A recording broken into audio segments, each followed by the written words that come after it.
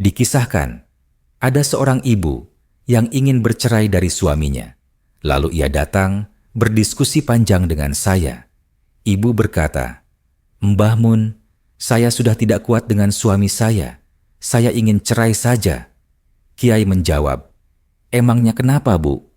Ibu menjelaskan, "Suami saya tidak bekerja, tidak kreatif, dan tidak bisa menjadi pemimpin untuk anak-anak.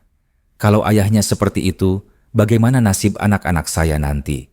Saya harus mencari nafkah, capek sekali, sedangkan dia santai saja di rumah." Kiai tersenyum. "Oh, begitu. Cuman itu saja." Ibu menunduk. "Sebenarnya masih banyak lagi, tapi itu yang paling utama." Kiai berkata pelan, "Oh, iya. Mau tahu pandangan saya, Bu?" Ibu menjawab, "Boleh, Mbah Mun." Kiai memberi perumpamaan. Begini, ibarat orang punya kulkas, tapi dipakai untuk lemari pakaian. Hasilnya pasti tidak memuaskan. Tidak muat banyak, tidak ada gantungan, tidak ada laci, tidak bisa dikunci, malah boros listrik. Itulah jika suatu produk dipakai tidak sesuai fungsinya. Sebagus apapun produknya, kalau tidak sesuai peruntukannya, ia tidak akan pernah memuaskan. Ibu mengangguk. "Lalu, apa hubungannya dengan suami saya?" Kiai menjelaskan, "Ibu berharap suami ibu menjalankan fungsi sekunder, bahkan tersier, tapi fungsi primernya justru tidak dipakai. Ibu hanya ingin suami menafkahi dan memimpin keluarga. Itu hanya fungsi sampingan. Sayang sekali, fungsi primernya malah tidak ibu kejar." Ibu bertanya lagi, "Kalau begitu, apa fungsi primer seorang suami, Mbah Mun?" Kiai menjawab tegas, "Fungsi primer suami adalah menjadi tameng bagi dosa-dosa istrinya di neraka. Saat seorang istri mendapat ridho suaminya, Allah akan mengampuni dosa-dosanya. Jadi, walaupun suami duduk diam saja, itu sudah sangat bermanfaat. Tinggal istri yang pandai menggunakan fungsinya dengan maksimal. Dalam hadits syahih disebutkan, ayyumam ra'atin matat wa zawjuha anharudin dakhalatil jannah. Artinya, seorang istri yang wafat dan suaminya ridho kepadanya, maka ia masuk surga. Ibu bertanya lagi, "Kalau suami saya tidak bekerja bagaimana, Mbah Mun? Saya capek kalau harus menanggung semuanya." Kiai menenangkan, "Tidak apa-apa, selama ia masih menjadi suamimu, jangan lepaskan, jangan cerai. Karena kalau cerai, engkau langsung berhadapan dengan api neraka. Kalaupun engkau yang mencari nafkah, setiap harta yang kau berikan untuk keluarga itu bernilai sedekah yang sangat mulia. Bahkan, lebih utama daripada sedekah kepada anak yatim. Kenapa?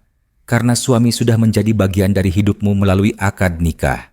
Sedekah untuk keluarga jauh lebih besar pahalanya." Ibu bertanya lagi, "Kalau suami zalim bagaimana? Bahkan KDRT?" Kiai menjawab, "Tidak apa-apa, semuanya akan kembali pada pelakunya. Suami akan menanggung akibat kezalimannya. Siksa Allah sangat pedih.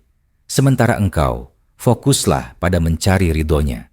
Pernah dengar istri Fir'aun Asia, walau disiksa bahkan dibunuh, Allah abadikan doanya di dalam Al-Quran, 'Ya Tuhanku, bangunkanlah untukku sebuah rumah di sisimu di surga. Selamatkan aku dari Fir'aun dan perbuatannya, serta dari kaum yang zalim.'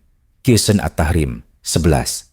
Ibu terharu, 'Ya Allah, terima kasih Mbah Mun. Apa yang harus saya lakukan?' Kiai memberi solusi. 'Coba lakukan ini selama 7 hari. Setiap malam, tanyakan pada suamimu, "Abang, berapa persen ridho abang sama aku hari ini?" Kalau dia menjawab 95%, jangan tidur. Lakukan apapun untuk membuatnya menjawab 100%. Mungkin dipijiti, dibuatkan makanan, dihidangkan teh, apapun.